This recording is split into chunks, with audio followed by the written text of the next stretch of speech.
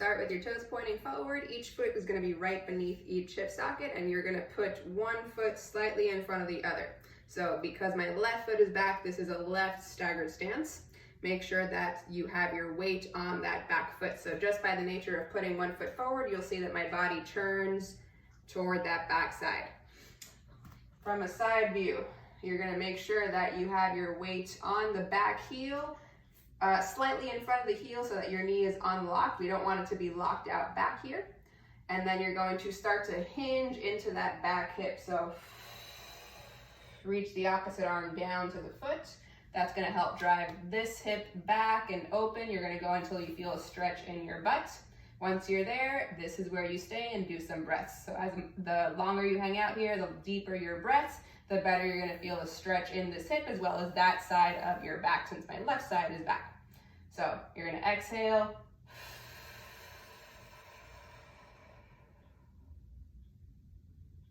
Feel that pressure in the front of the heel. Feel the arch kind of melting into the ground a little bit. Then you're going to breathe in. And you'll feel that side of your back expand.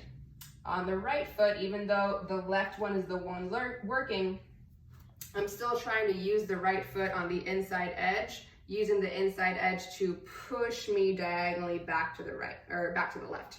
So that inside edge, very, very subtle. If you're having trouble staying back here and you feel like you're wobbling, then use the inside edge of that right foot to push you diagonally back to the left.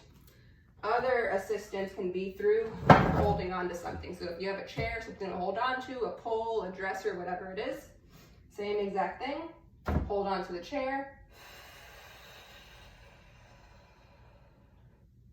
Get yourself into that position. Make sure that the right leg, right hip, right knee, everything on the right side is more forward to help you get further back on the left. And then you have that assistance to help you get there. Breathe in. And you'll feel that stretch.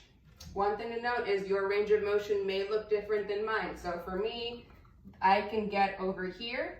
You might have less range of motion available at the hip. So still the same intention, but if you end up here, you end up here.